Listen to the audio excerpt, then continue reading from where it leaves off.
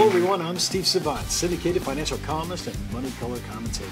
On today's show, popular programs for senior retirees, part one of our series on home equity solutions in retirement, the financial planner and advisor, Eric Brasch. Welcome to the show, Eric.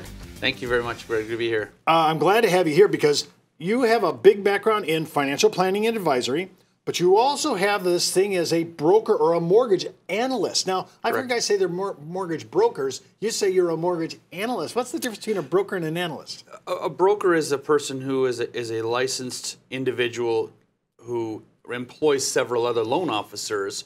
I don't employ several loan officers. I am my own loan officer, but I do analyze the markets a lot more than a normal loan officer would because of my financial planning background. Well, we're going to get in some programs here that are going to come right down where you live. But the first one I want to do is I want to discuss the government has three basic programs for seniors. Two of them start at age 62, which is Social Security if you elect, as well as 62 you could get a home equity conversion mortgage, which is another government program. And the third one, have to wait till 65 on this one, which is Medicare.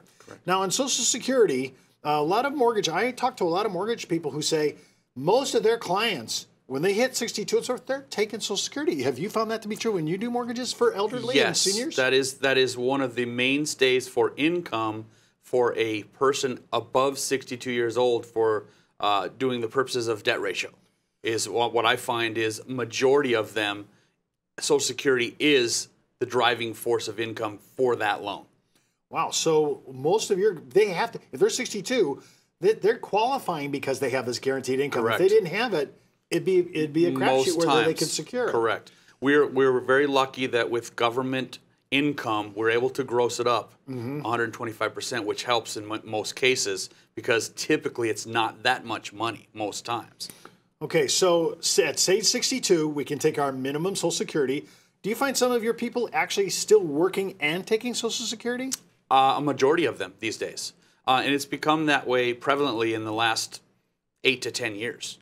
Didn't used to be that way, but with the markets where they are, with the cost of living where it is, we find that a lot of people take their Social Security and additionally work another job. Even though that's going to be taxed. Correct. Even though they're going to lose they're going to lose a benefit, 2-to-1 benefit. Correct. They still do it.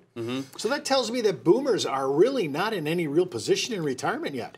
Not as much as everybody thought they would be. Well, they've been paying their parents long-term care. Correct. They've been paying their children's tuition. They haven't had time to really take care of their mortgage usually. Correct. So they're kind of the sandwich generation caught between two generations.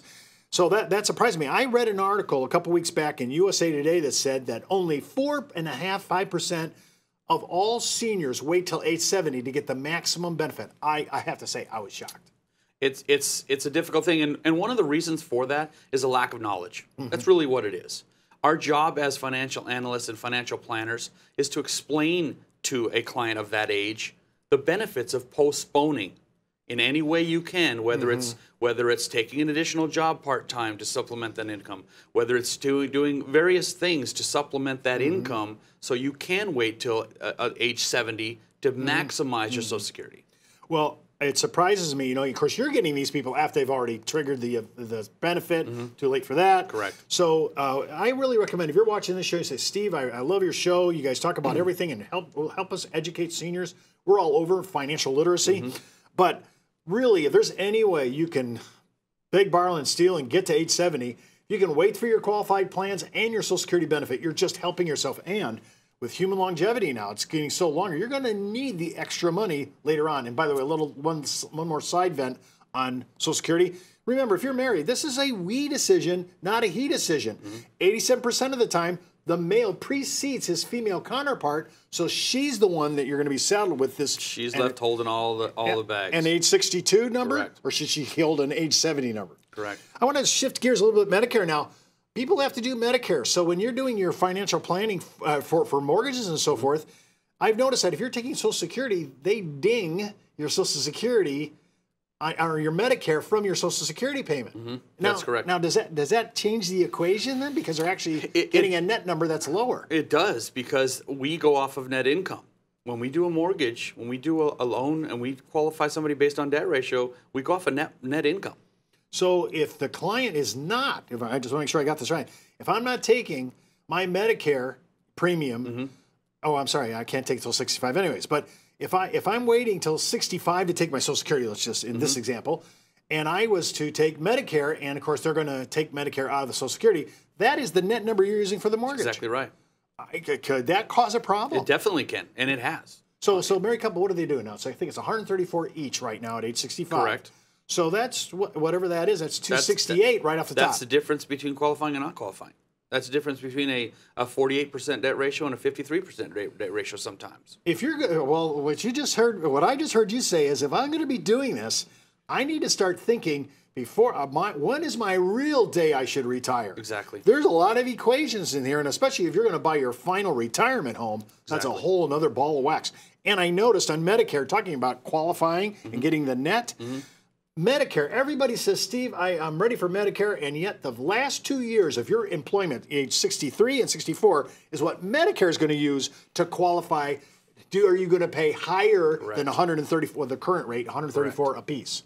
I mean, think about that. Yep. So if you have an opportunity, if you're making some serious money and you think you're going to just drop into retirement, you may wind up paying the IRMA tax on this, and that tax could blow between 185 and push you into the 200 realm. I mean, you could be paying excessive. So if you can defer some of this income and do a deferred comp with your employer somehow to smooth out that AGI, man, I'm telling you, every time we talk about Medicare, everybody freaks out. It's means tested on the back of the last 2 years. And you guys are seeing, oh, now not only are they paying the net number for Medicare subtract Social Security, but they're also, now I just told you, hey, they have to pay more Medicare, and that makes the net number even less. That's exactly right. Unbelievable. Well, those are two of them, Social Security, Medicare, and then the third government program, home equity conversion mortgages. Now, generally speaking, people don't know it by that rule. Correct. They don't know it by that name. They hear reverse mortgage generally. And of course, you know, our first guy, Senator Thompson, was out there on the television hawking him. Then the Fonz, a.k.a. Henry Winkler, and now Tom Selleck. So we have all these popular people out there speaking about reverse mortgages. Most people understand that as strictly income. But you say, no, there's a lot more to this than that. There are many, many factors to a home equity conversion that people don't know about.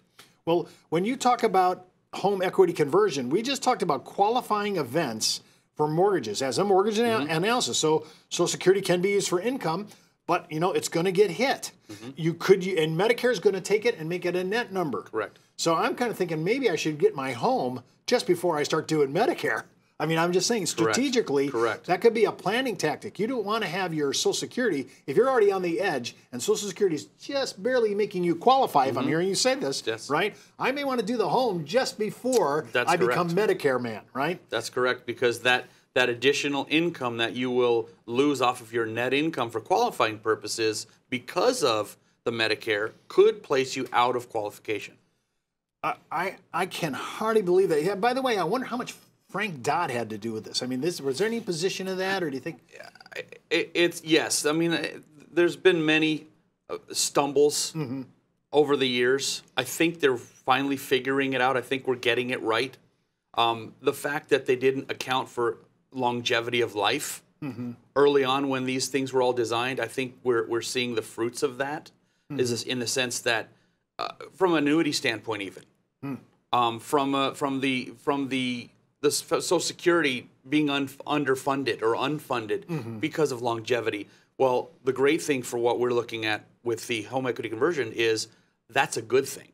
The longer you live, the better you're off. I mean, and you're putting down, you're going to get all this money. You could get it tax-free, and it could be forever. Correct. All right, now, so we're dealing with HUD. We're going to get in that in the next segment. We're going to be FHA. We're going to talk about that.